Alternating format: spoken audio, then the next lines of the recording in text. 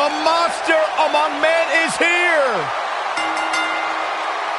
Making his way to the ring, weighing in at 385 pounds, Braun Strowman!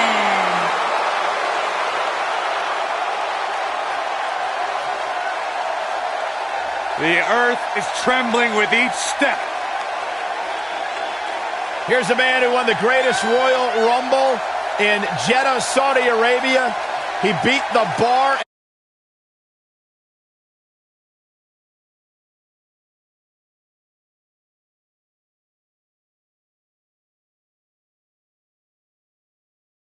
And hide in the locker room like.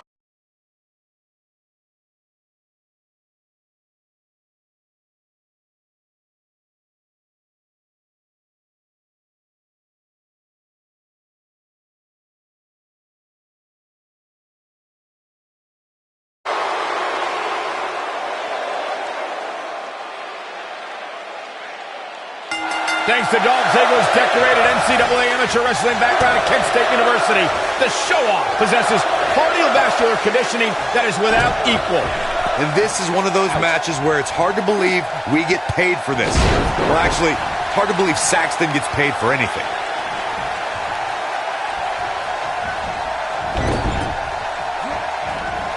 He's inflicting some serious pain here.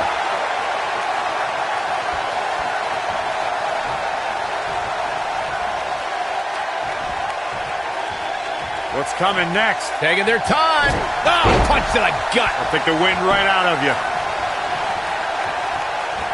Oh, he's got him here. He's got him. Oh, man, talk about a hard landing.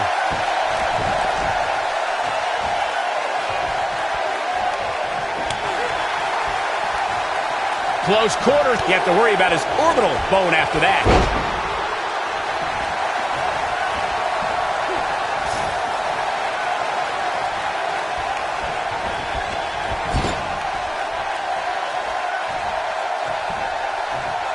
So damaging.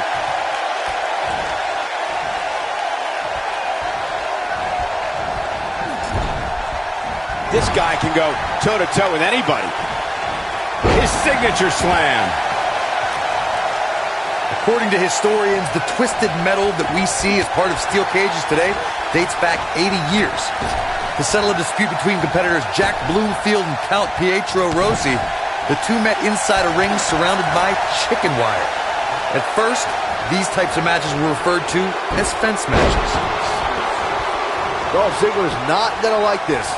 Look out here. Corey, you gave us an impressive history of the origins of the steel cage match. I'd like to point out to our viewers that from the 1960s to the mid-1980s, chain link fences were used to enclose the ring for WWE steel cage matches. A superstar could win by pinfall submission or by exiting the cage through the cage door or climbing over the top of the cage. We should also point out, Michael, that the way to win a steel cage match can vary by match depending on what was agreed to before contracts to compete in the match were signed.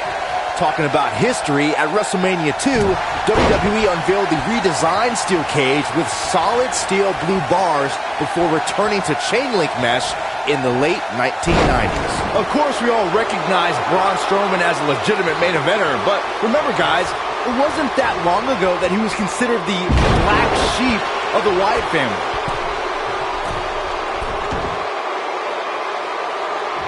As Byron was saying, Braun Strowman absolutely took orders from Bray Wyatt at one point. But that all changed following the 2016 WWE Draft, when Strowman broke out on his own and proved that he was indeed a monster among men. And he did that, Cole, by defeating 2, 3, sometimes even 4 superstars at the same time.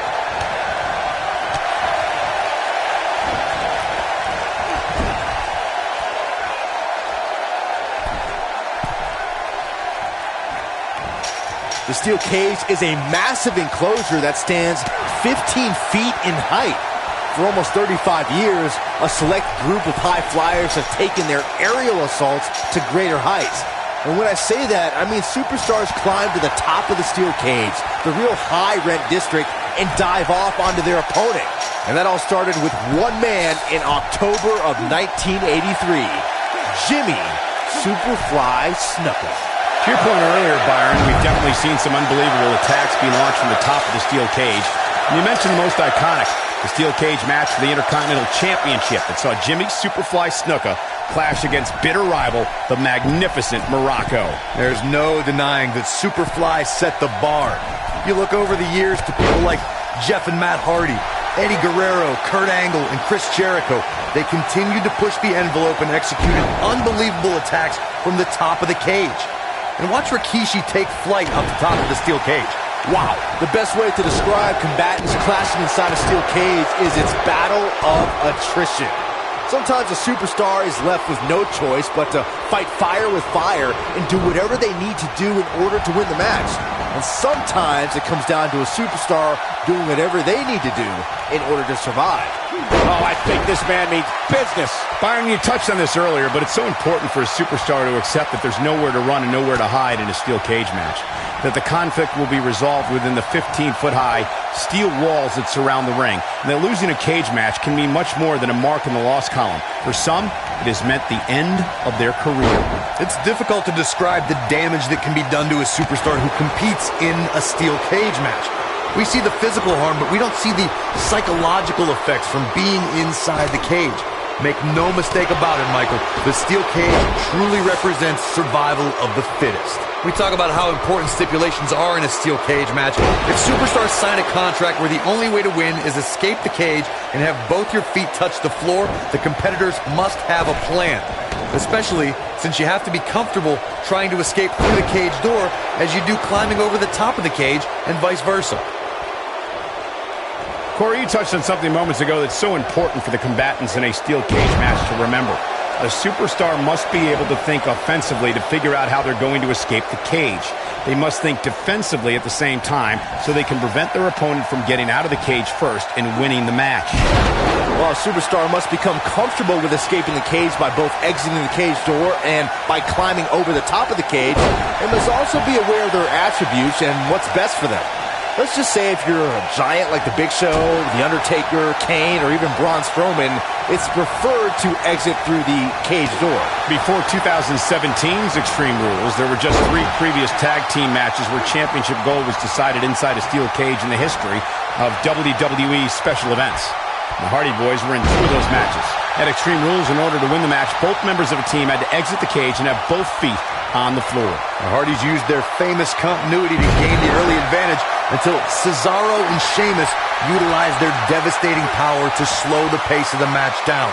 Both teams battled atop the steel cage, but in the end, Sheamus and Cesaro won the race to the arena floor to become new Raw Tag Team Champions.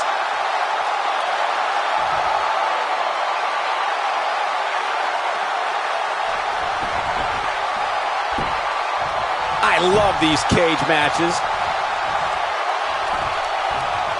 He's inflicting some serious pain here. Oh boy, he is rolling. The monster among men picks his opponent up. Oh, Braun Strowman slamming into the mat. You can feel this one slipping away from Ziggler. Can Dolph Ziggler stay in after that? Don't count the show off out yet.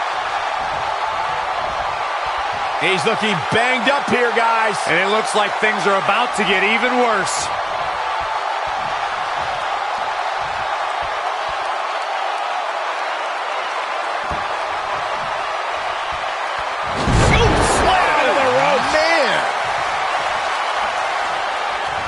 Ziggler is unstoppable when he's feeling it like this.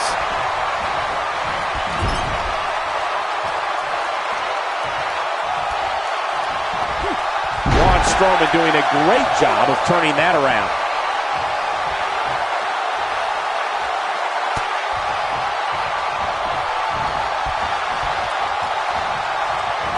Dolph Ziggler shows his true agility. Braun Strowman is getting ready here.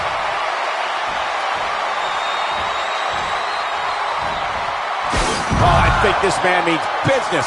You can feel this one slipping away from Ziggler.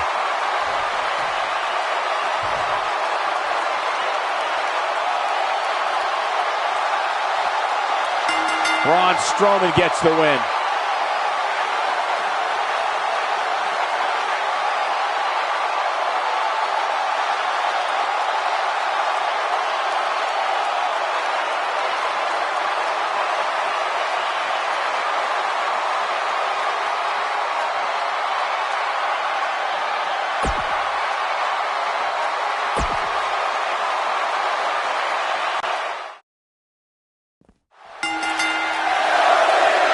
should be an incredible matchup. I mean, both men have extensive offensive repertoires, lasting endurance, and an insatiable appetite to be #1.